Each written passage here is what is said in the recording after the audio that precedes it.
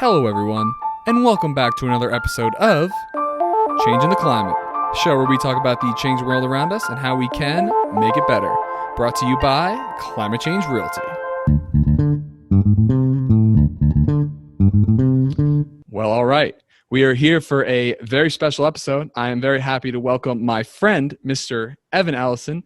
Evan is an engineer for a renewable energy startup in Boulder and a frequenter of the Citizens Climate Lobby. So, Evan, thank you so much for being on Changing the Climate today.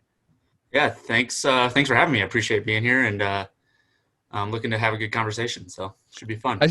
I suspect it'll be a good one. But before we get into all the climate change stuff, I'd love to just get some background on who you are and what you do. Yeah, so I'm an engineer for a startup, renewable energy startup that came out of the University of Boulder, Colorado Boulder, and a couple other universities.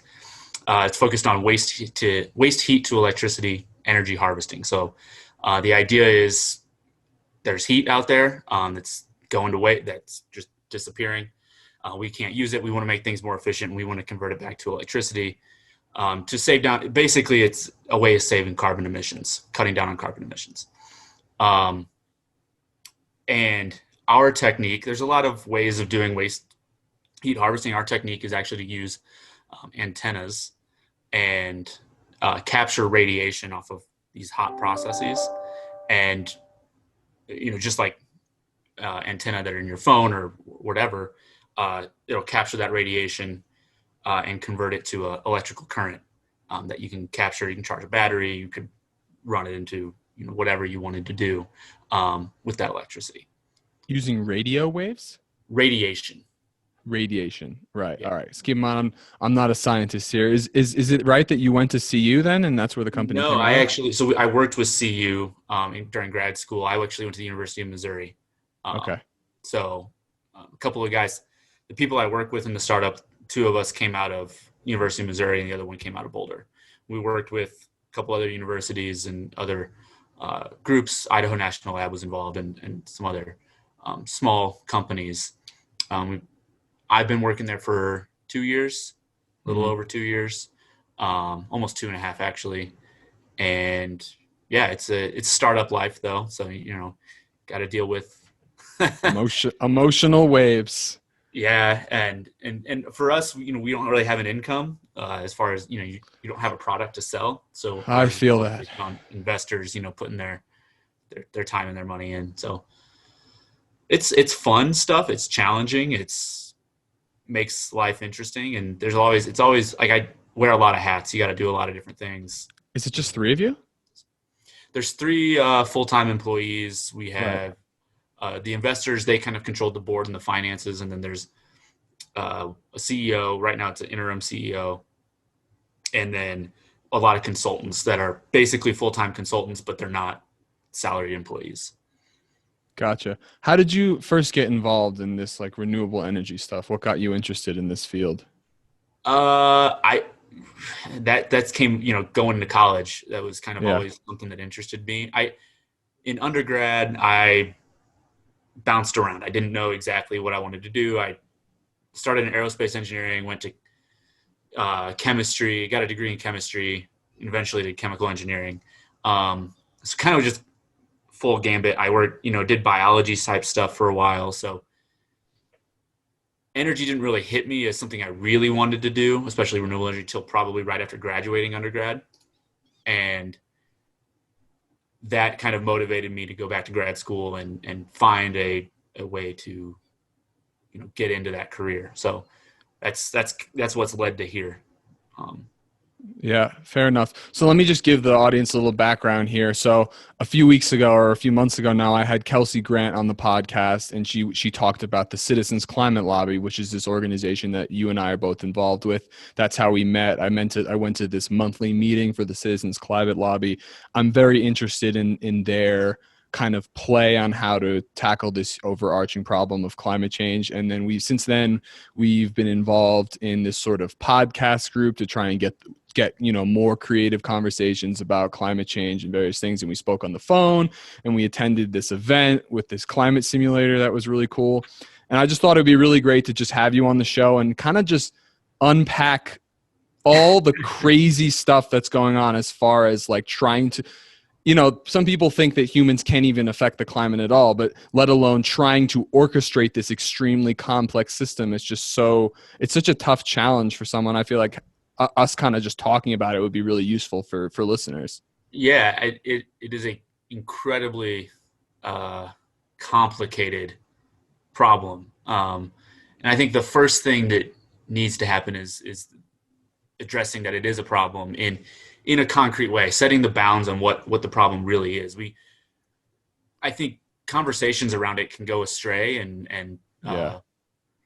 I think that's a lot in the political discourse, which is we're getting involved with the CCL, Citizens Climate Lobby, which is kind of getting that political side of things. And in the political discourse, you really have a hard time having a real conversation about what the actual problems are and what we should. And then if you can't even really identify the problems, you can't really come up with a concrete set of solutions. So No. That's where I see some of the main problems, and we're both very interested in that stuff. Yeah. So the way I try to think about it in as simple a way as I can is that most things in life in the world are composed mostly of this carbon atom. Well, not even atom, carbon element is what it is.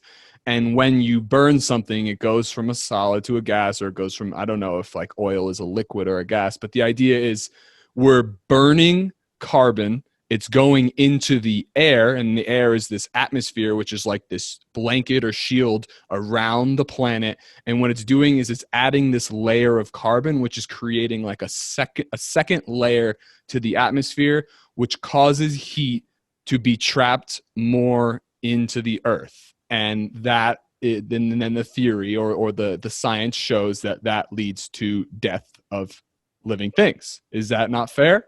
I don't know. Um, you, yeah, I think that's fair. Death is questionable, but and I tend to be a little bit more optimistic on it. That you're right. Like we are emitting carbon from it's been packed down in the earth through oil, coal, and we burn it, and it gets in the atmosphere, and it raises the overall temperature of the earth. And it's a fairly simple science thing we don't have to get into to balance that, but it's that process is pretty well understood. And there's actually some very easy experiments you can do at home where for example, if you just take a fish tank and cover it with a piece of glass and put a little hole in it with a straw, and that you breathe CO2, right? We exhale CO2. We exhale CO2. Yeah. Sorry, that's what I meant when I said breathe. And if you put a light over it, and with a thermometer in there, you can breathe in, and you'll watch the temperature rise inside your fish tank or whatever. And that's a very simple experiment to kind of demonstrate, like, oh yeah, the Earth does heat up when you put more carbon dioxide in the atmosphere. Does it lead to death? That's where it starts to get complicated, and where this conversation, I think, can go astray, because we don't know what happens.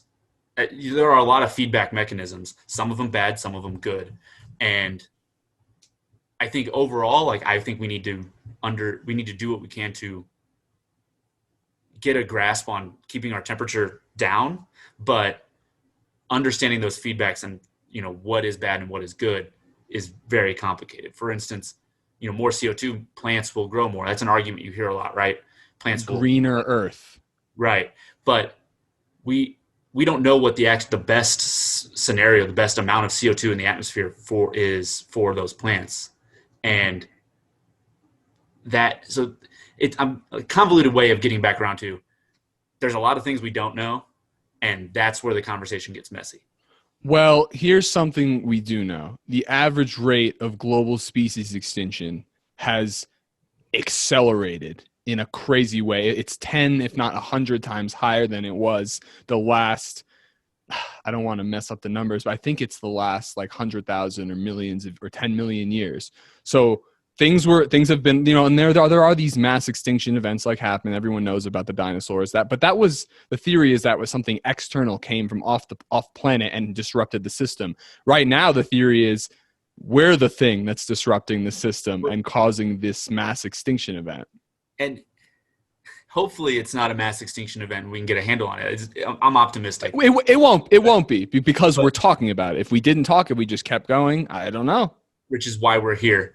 Um, but there's another example, and Australia is that example. So we know the dodo bird, right? The dodo bird is Yeah, there's many other megafauna, is what they're large animals that are similar to what we would see today, that used to, like, we know that they lived in Australia.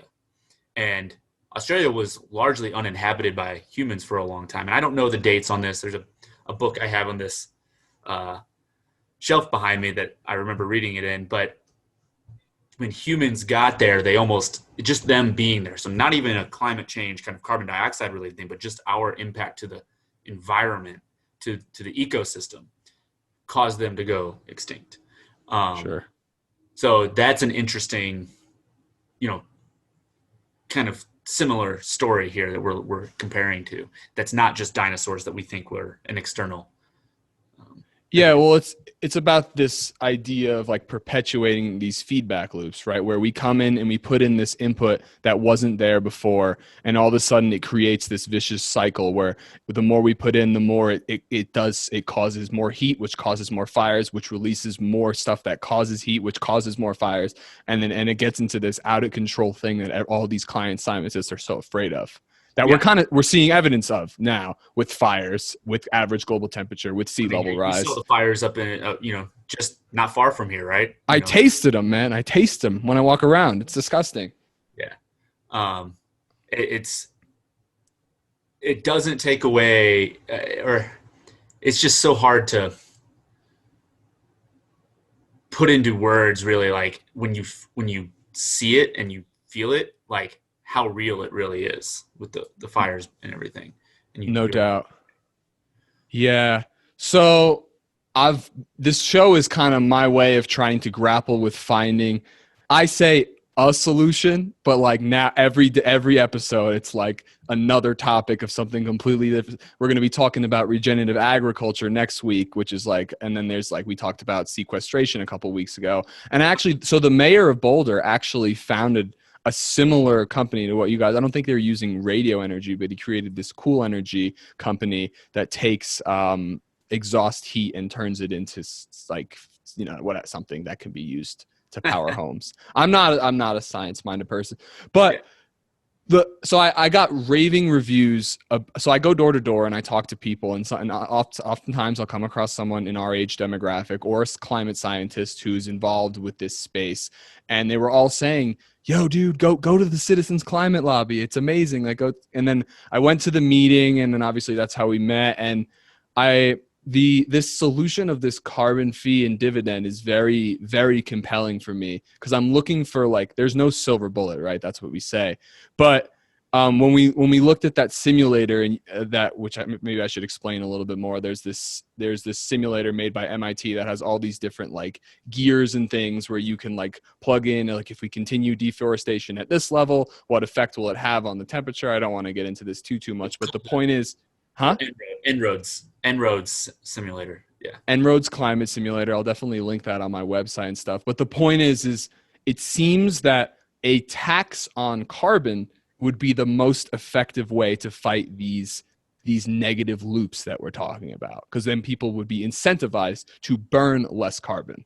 Right. It is very compelling, and it seems to be, like you said, the word silver bullet. It seems to be the closest thing that Correct. I've seen, and that simulator kind of represents it, that it comes to the closest thing to a silver bullet that can solve it. It's not perfect. There are a lot of things, like when you tax something, there's economic impacts, and those economic impacts can also affect the climate in ways that you don't necessarily want to. So the legislation, and Kelsey, I'm sure did a great job. I watched most of that episode, did a great job explaining it. She's So we great. don't need to go too much detail, but you have to put things into that policy, the one that CCL supports right now, to prevent negative impacts from the tax to actually hurt you, not only economically to you and I, and anybody in the any of the people that are actually going to pay that tax, but Mm-hmm. also the environment and other things. I can't think of another realistic way to stop the increase in emissions that we've seen over the last few decades than to create some kind of incentive to stop it. And I'm sure we'll get into talking about the business side of everything, which I think obviously that's what I'm pursuing with my venture. But I'm very compelled by what CCL is doing, and just the idea of, it's like, if this legislation were to pass and tomorrow all of a sudden it costs money to what we would really consider polluting the environment, it would have such a huge impact. It would really make a big difference. Yeah, yeah, it would. I think the biggest thing that where it actually, the reason why it has the biggest impact is because it touches almost every industry, every option that you could have. It helps if you're going to cut down on polluting carbon, it impacts you. But additionally, uh, it's the most immediate thing. Right. So you, if you put that tax in there, the fastest thing that's as soon as you do that, companies are going to react. They're going to react with technologies that exist right now to help reduce their cost as far as that tax is gone, and that will have an immediate impact on the carbon emissions. And that's why it has the greatest long-term effect, because we need to start doing things 20 years ago. And so Correct. that's I think when you look at the simulator, that's a part that it's because of that immediate impact that it can have that it works. Yeah, As well. people need incentives. I always talk about how I can work many, many hours because I have purpose, because there's some sort of thing. I call it like the black cloud behind me that I'm like running away from. I have to work twice as hard because not only do I want to like sell houses, but I want to donate money. And then it's like, if I don't do this and then we don't all work together, we're going to, get swallowed up. That's just the way I look at things. But just the idea of having some sort of actual incentive to stop misbehaving is the only way to actually get people to do stuff. So Yep. let's actually, before we move on, let's can we kind of like flesh out. So you and I obviously think carbon emissions is a huge problem, but not everyone does. Is there any way we can make some kind of compelling argument for why it is definitely a problem? Because it's hard to make absolute statements, but it Yeah. just seems like the evidence is so like overwhelming. Yeah, it's what I have found in my conversations with, because you're identifying generally conservative leaning people politically, Sure. um, who usually look at it like, oh, carbon isn't a problem, or maybe it is, but we are. It's always been there and it always goes through cycles. Whatever argument we want to hear, it's generally conservative leaning people. What I've actually, my experience in the past couple of years has been a little bit different, having conversations that I've seen some people that I went to school with or some people I grew up with, family, whoever, has actually evolved a little bit in their thinking around carbon. Hmm. And it's publicly, they're still going to be a little bit hard to get them to say, Oh, in here we front of, go. they have a image to protect, A right? And, mask. and yeah, and especially for politicians, but behind closed doors, they're like, no, no, no, okay, I do recognize that there are problems here, and it's solving. So that's politicians specifically, but I wouldn't That's say a problem in itself, what you're talking yeah, about. that touches not just climate change, that touches politics and everything, which is Humanity and her vices. yeah, yeah, Yeah, yeah. Um, but I think that the conversation is evolving. I don't think it's evolving at the pace that you or I want it to. sure. Um, but I have noticed that people are starting to be more willing to have that conversation and acknowledge certain aspects of it. It's still not where I want it to be, and that's why I've gotten involved with CCL um, and why I want to be on here to talk to you. And I'm sure why you've had this podcast. Hmm. It's to get this conversation rolling, um, because it's important. If people are talking about it, think about politics. If people start talking about it, the media will respond. when the media and that will eventually work its way up. Yeah. And it's a slow process, but and like we said earlier, we don't have time, but we got to start somewhere, and this is the best way to do it. I agree. And I think we have a very unique position as well as Americans. People don't realize how powerful their voice really is. Like me just speaking with you on the phone, however, a couple months ago now, it really like our conversation stood out in my mind. And if everyone's having these conversations, and another thing, so I have a lot of friends who are from outside the country, whether they live in Europe or Australia or Asia, and they all they're when I talk to them, they're like, "Oh, what do you think about the election?" I'm like, "Why do you guys care about the election?" But the U.S. is this huge cultural figure is really what it is. We seem to be, whether people agree or not, we seem to have this huge influence on the global economic system. And if we lead the way, like Europe, like what Europe is trying to do with the climate accords, if we were to lead the way on climate, I think it would be adapted globally quite quickly. So we each individual American citizen with their vote, with their actions, with their time, with their words can have a very huge impact. I think that positivity needs to be expressed to people because you're They don't exactly know. right. Your vote, your voice, just having the conversation, just taking, even if it's 10 minutes to talk to someone throughout your day and kind of be like, this is interesting or whatever. It moves, it might not feel like it in that instance, but it moves the needle enough. And if you get enough people doing it, you will eventually get there. And that is, to me, it's a glass half full look at it, but I think that's the best way we can move things forward. It seems to be yeah, that's what I've kind of gotten from these first 20 weeks of this show, or whatever, how many weeks it's been, is that communication seems to be probably the whatever we use the phrase silver bullet, because if everyone hears something, it thoughts seep into people's minds and they don't disappear, they just continues bubbling and bubbling and bubbling. So that's why this podcast is so great. And just the idea of me knocking on someone's door and being like, hey, I'm the climate change realtor, like this is important to me, I'm 23, like I want to have children, and if we don't change things, I don't know if I'm going to do that. Right. That's You're exactly right. With all of it. So, and I'm going to change the subject just a little bit. Not really. Go I for think it. Hell yeah. both based on our conversation now and previously, I think we both kind of identify as eco-modernists, right? I Right. think, right? A little bit more, use the technology a little bit more. Um, we have the ability to solve things a little bit, a positive look on our situation right now. Using our current system, we can use the system that already exists to make improvements. Right. That's where I was trying to go with it. I think we both think that, to bring it back to the conversation stuff, like talking about it is a way to get the technology and the things, the societal mechanisms, the cultural mechanisms that exist moving in the right direction, which will then get the technology to solve the problem that we both want to solve.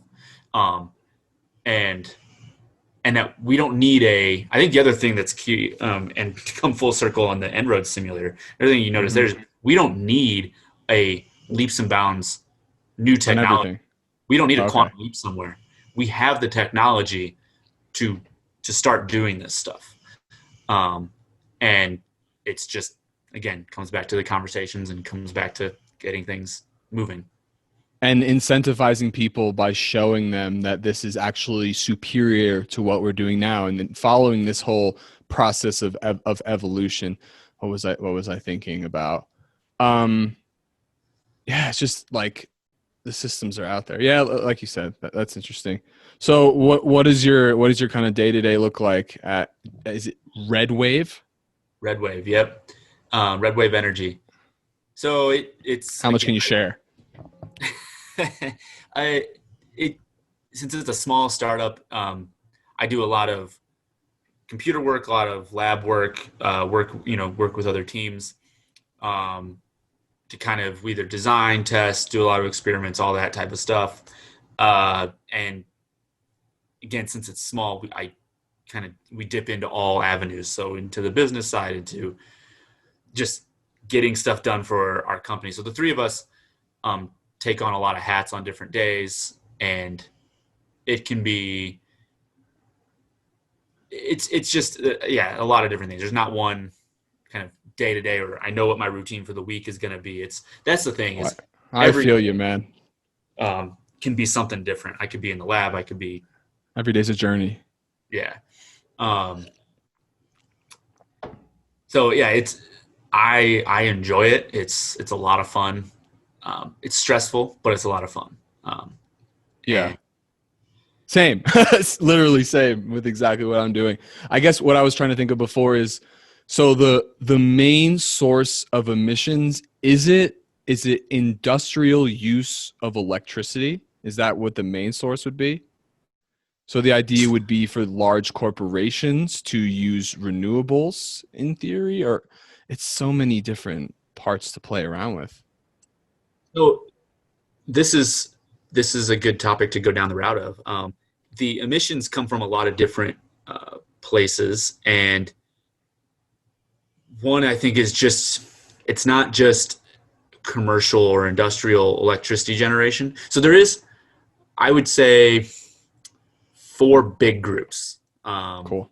I'm kind of spitballing here, so Go for it. hopefully no one watching is going to judge me too much. But one is transportation. That's I think biggest one.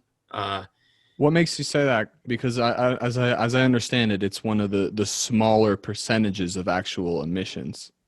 So my reasoning of kind of making it a big one is that you can't solar panel your way to make that any lower. You can't do some of the things that we have as far as the technology that's established, solar panels and wind for renewables and other things, to make those emissions go down. All you can do is make them more efficient.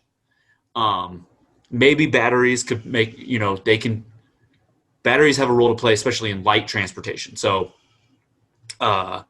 small cars that we could drive around, right?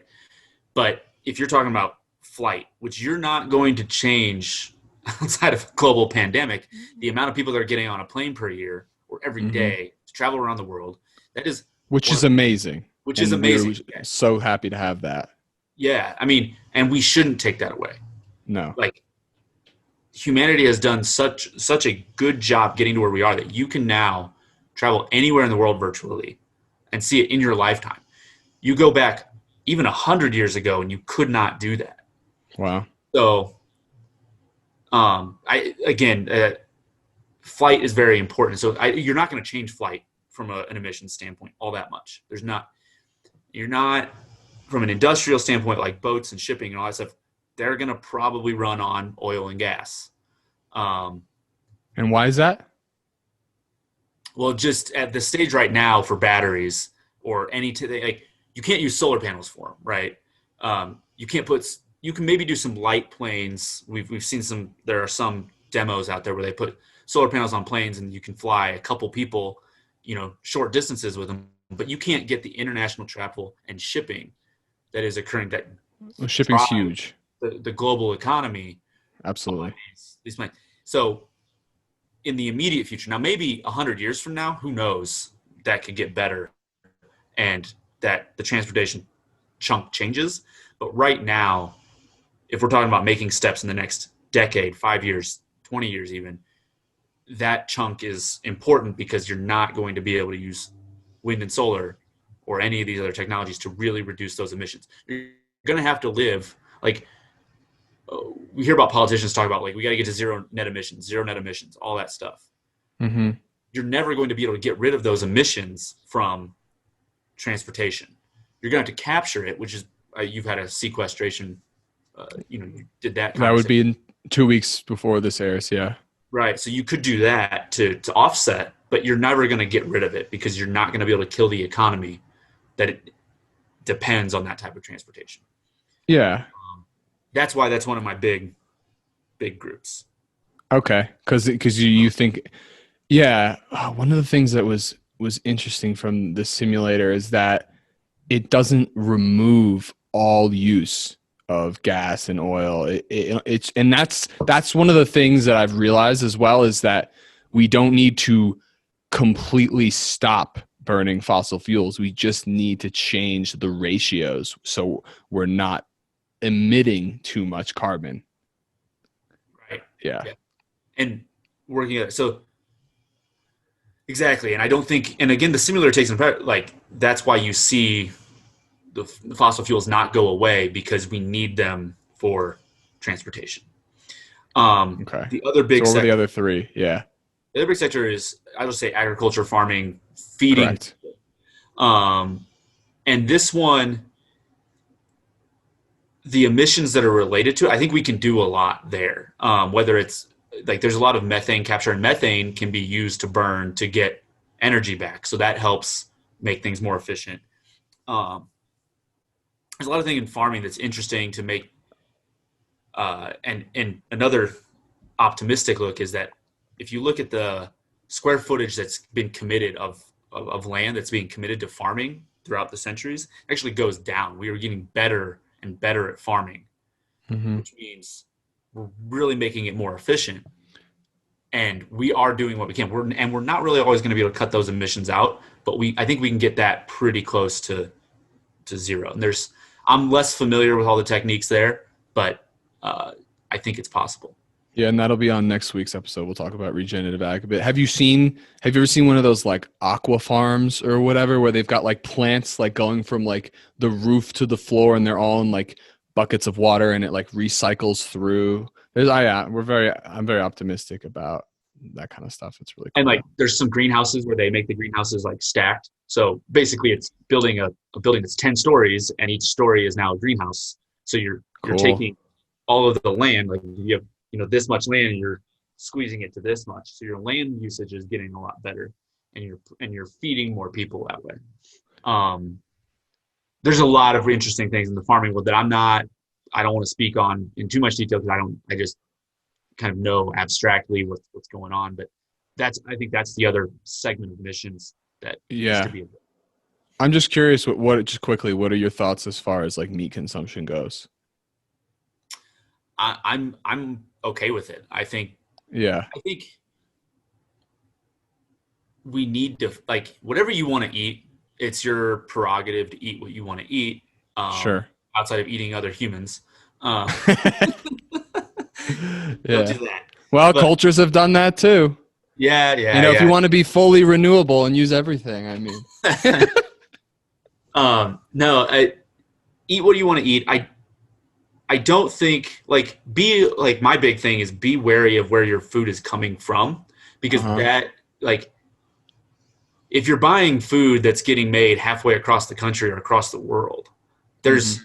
there's a Carbon footprint. transportation cost there that's a Yeah. carbon footprint.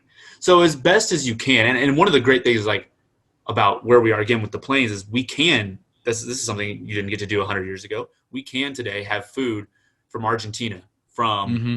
from where from China, from wherever. That's great. We shouldn't. That doesn't mean don't eat those foods. It just means when you can get something that's made in both places. If you can get something that's made, farmed in Colorado, Yeah. get it from Colorado. Don't pay for it to get it from California, for Uh-huh. example. And I think that is one of the biggest things that you can do. Um, I'd love to I'm curious what your thoughts. So there's the people who eat meat and they're like, fuck off, like it's my meat, like I'm eating as much meat as I want whenever, you can't stop me, this is my life. Don't, like, leave me alone, hippie. And then there's like vegan who's like, you're murderers, like you guys are horrible people, you have to completely stop all your meat consumption. Why is it that everyone's like thinks that they're so righteous and knows exactly what they're doing is perfectly amazing and the other person is a moron? Like, is there any way we could I just like mean, be that like, explains our political situation in the world, like to a T, right? Everyone, why why everyone. are people like this? I, We're all dumb. I think there's We're monkeys. I think there's an interesting ethical debate around eating animals. Sure. I do. I at this point in my life, I don't fall on the side of the vegans on it. I just go like, Why does there have to be a side? Why can't it just be like, let's just talk? yeah, like I just come out like, we are at the top of the food chain. We've Uh-huh. gotten there through our with these, Indeed. things up here, and that should allow us to eat them. There's an interesting ethical debate, like you're eating another life, and like they do have personalities. Maybe I don't know. Yeah, well, It's not even this talk, just the idea that, yeah, like you said, it's the political divisiveness is what it is. It's this. I don't understand why people think that they're so smart that whoever thinks something different from them is obviously wrong, when in reality, like, we don't know shit. it's complicated. I see both arguments. I just go Sure. like, if you want to eat what you want to eat, if you like it, do it. Don't. Amen. And I think one of the biggest things that we could do for farming, and this gets into another conversation, I'm just going to mention it, but Uh-huh. it's way off topic, is fix our diets. As Americans, we have diets that are just, we eat way too much. We overconsume, we overeat. That We will, throw out a lot of good yeah, food. yeah, That's a lifestyle thing. You can make conscious choices. My fridge is empty at the end of every week because I don't buy things that I'm not going to eat. yeah, that's a good way to It's do it. not it's not that hard to do either. Yeah, And it's cheaper. yeah.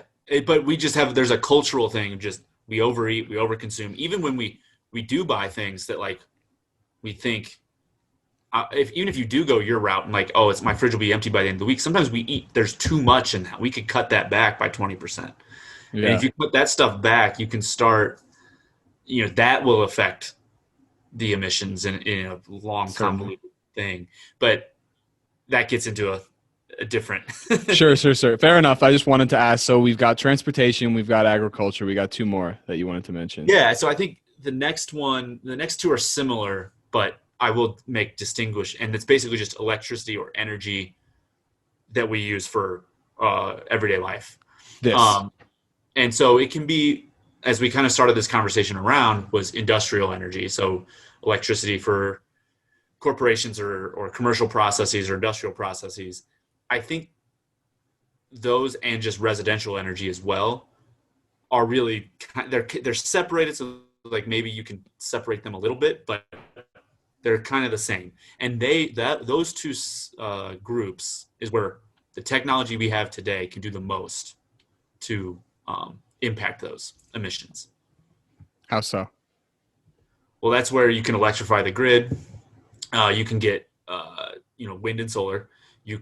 There is natural gas in the immediate future actually has a good role to play um, in reducing the amount that we depend on coal, which is, coal is one of the largest polluters of CO2. Mm-hmm. And so natural gas, I mean, there's been all the conversations, go back to Can you 2016. explain? Can you explain the difference real quick, so people know? Because I So hear coal, clean coal, clean coal.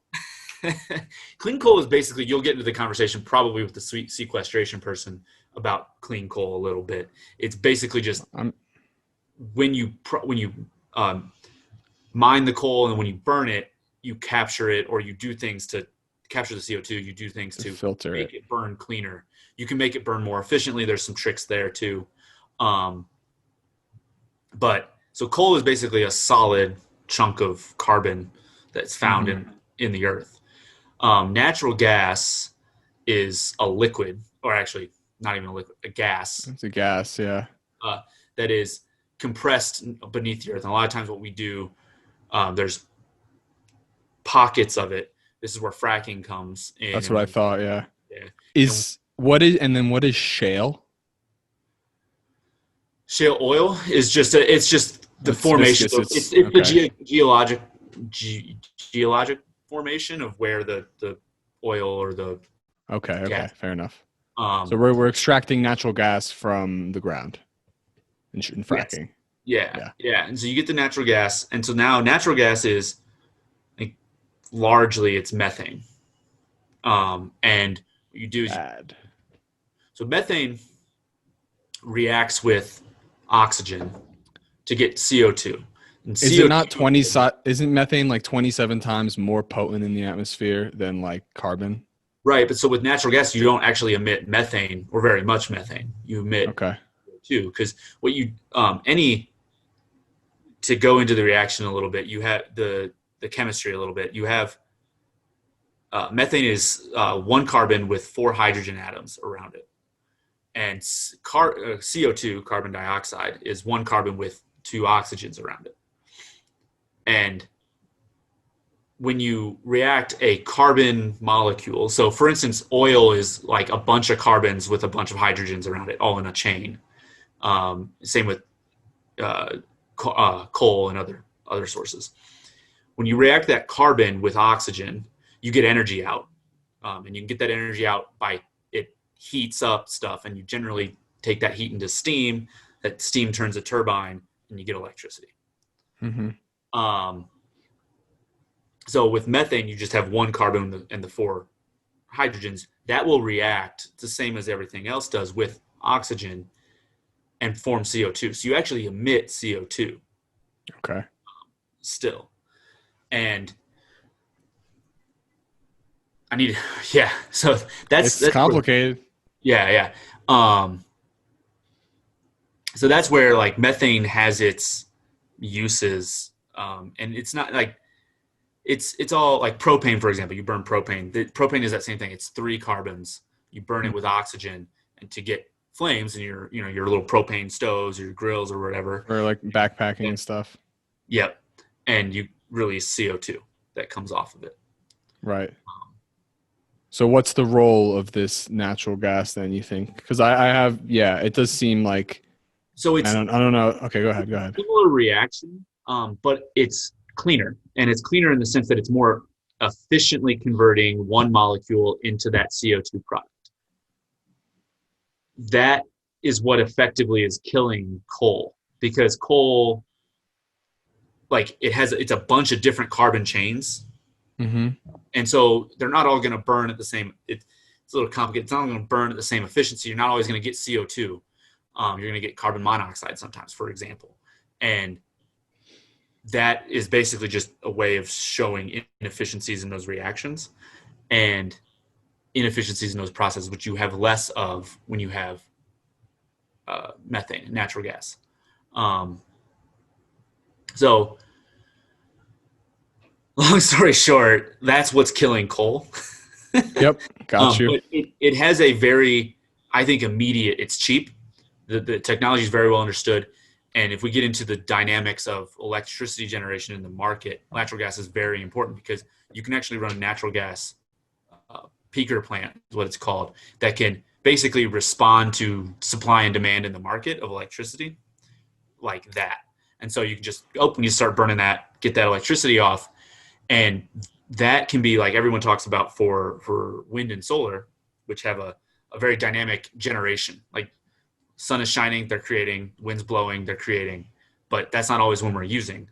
So you need to balance that stuff. And the idea is to use storage, and storage definitely has a role to play, but it's not all the way there, especially at grid level storage for all of us. Home level maybe, or whatever, or charging your cars, but not at a big time level. So what you can do is use natural gas. You're still polluting, but you can cut back on your emissions a lot if they fill in those gaps in the demand and the supply of electricity. Fair enough. So, and what was that fourth source you wanted to discuss, or was it kind of mixed in there? Those two are related. One is kind of what you and I would use, And then, electricity uh-huh. that you and I, or small businesses, small usage of it, and electricity. The other one is industrial processes, Right, commercial right. companies that are just cranking out and for whatever it is. The reason why those are separated is who's responsible for them. Like one is me Mm-hmm. or you at an individual level, one is a company. But why they're so close and almost even one group is because you could use wind, solar, and other technology we have to cut those emissions Yeah. instead of So instead of what? instead of using the coal plant that's down the road. You convert it to the other things. And there's one energy source we haven't talked about yet that I'm interested in, but Well, I think that's the role. But we can hold on. yeah, let's do it. You want to talk about nuclear energy? Nuclear energy, yeah. Yeah, the elephant in the room. It's just how many meltdowns have there been? Is it just Chernobyl, or was there more than one? I mean, the most recent one is Fukushima, which was 2011 or 2010, somewhere in there. Oh wow. Okay. Um, and that's been the biggest one, most recent one. Okay. It's You'll hear advocates talk about it And as then how like, many oil spills have there been? eh, right, right.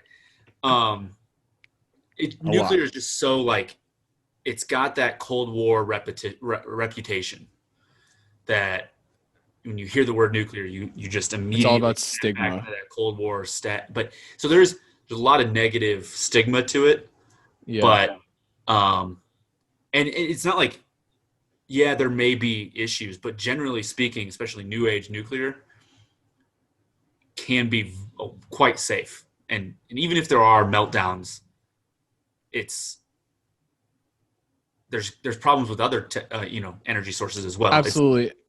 And I'm compelled by this just like you are because I want action. And I think that's what it is. And I'm curious, yeah, let's talk about why nuclear is compelling as a solution to it, because the goal is getting energy from sources that are not carbon based, and nuclear is not carbon based, right?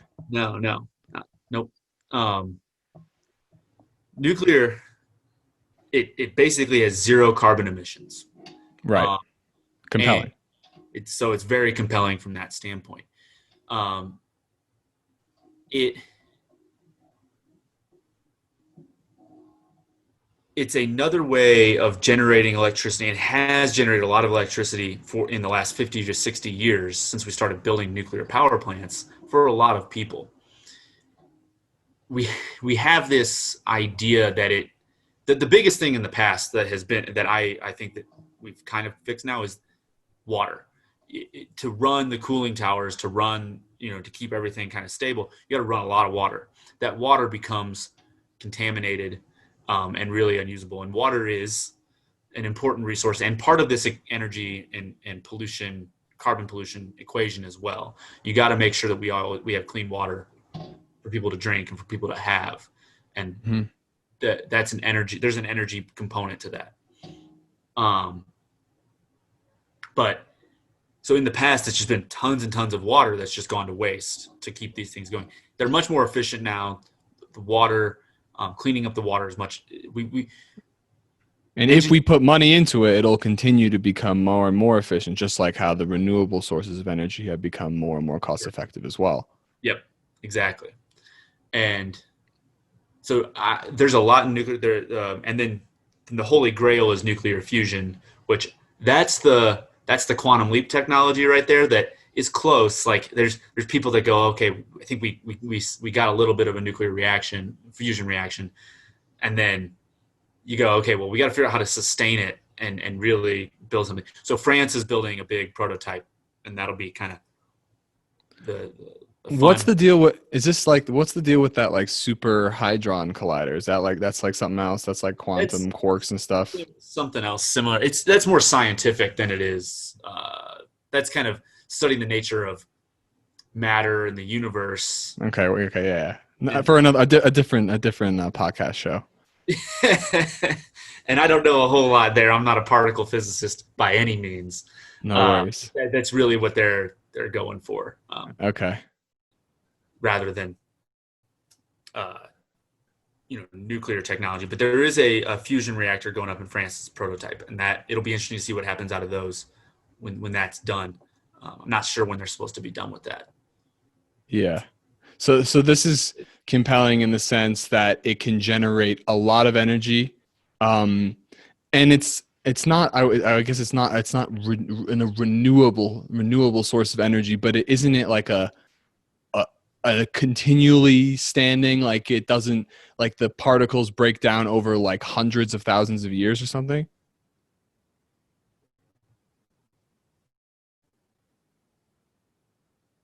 Yeah, that's the one of the big arguments. So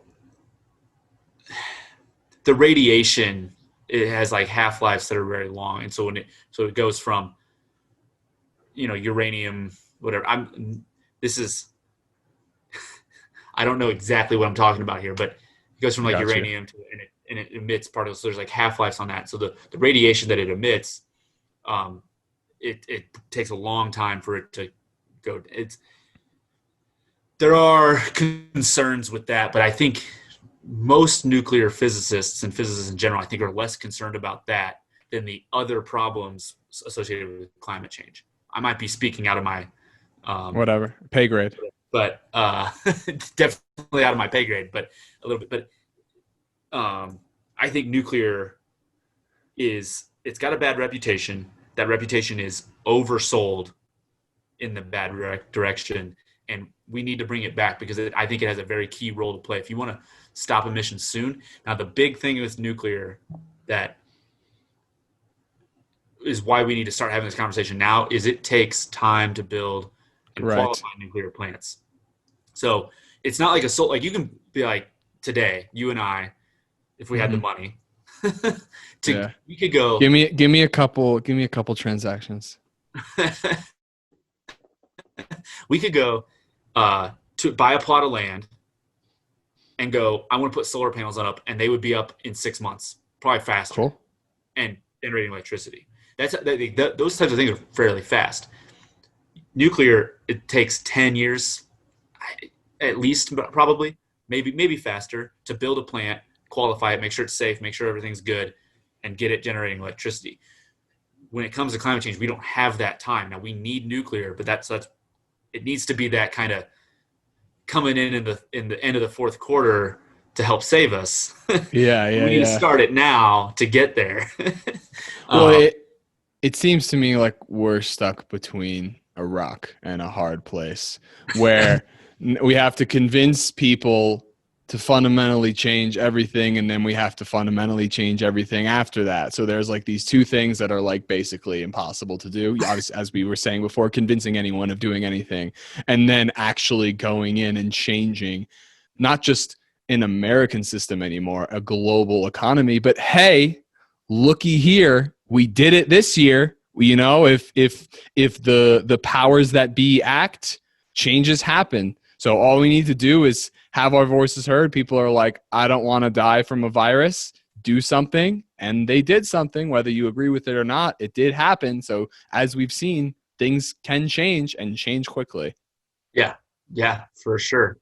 Um, and I again that comes back to our eco modernist take of optimistic, looks even with the negative press, the negative media that we Mm-hmm. feel like we're fighting against people who are just stubborn or whatever it may be.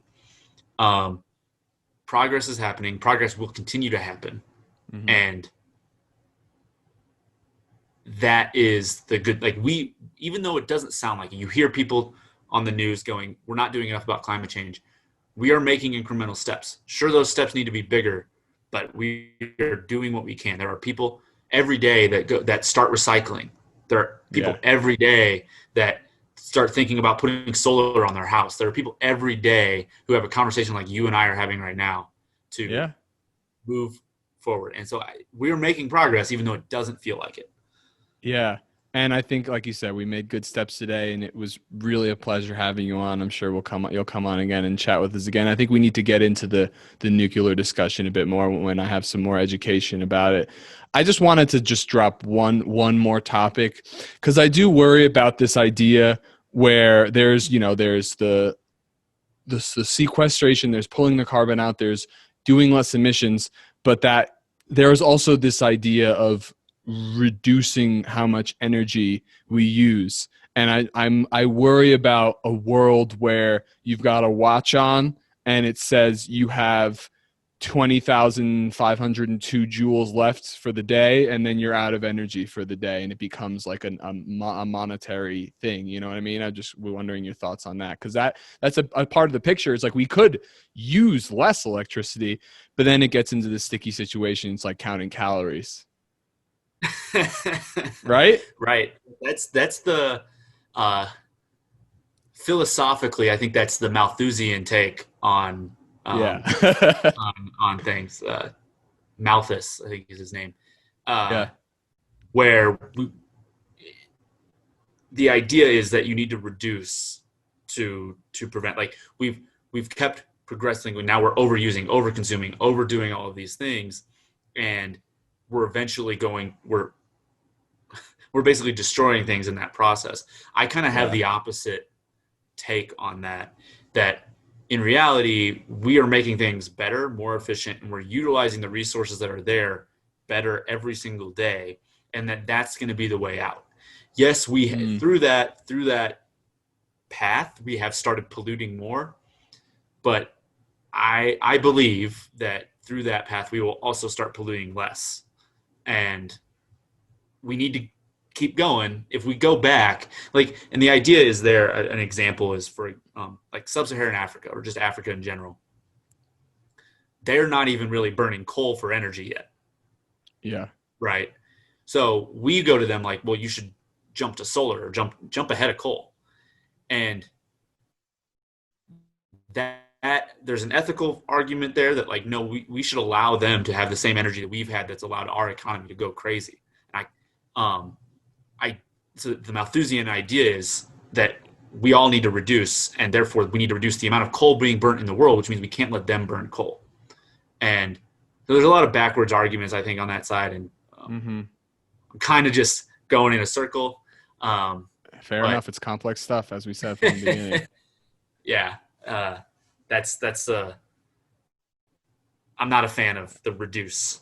Yeah, and as it seems in life, and as we've talked, and how it's crazy, and how there's the people who want to, you have to do this, you have to do that. It just seems to me like, even if it's not the ideal, but the most realistic way is just like, hey man, I'll do a little bit of this, you do a little bit of that, and we'll actually do something. And that is the point: is we just need to do something, and we are. Yeah, I think that's exactly it. Said it Cool. perfectly. Well, Evan, it's been a pleasure to have you on. This has been a long time coming. I think it was a fun conversation. I think I have so Absolutely. much to learn, and I'm going to keep doing it, man. Yeah, I enjoyed being here. It was fun. It was fun to talk things out. So thanks for having me. All right. It Let's was do an it absolute again. pleasure, man. Well, we'll do it again soon. All right, everybody. Have a fantastic day. Stay happy and stay positive. This was Changing the Climate. Thanks so much for listening to Changing the Climate, a podcast hosted by Climate Change Realty, the most innovative real estate corporation ever conceptualized. Visit ccrboulder.com today.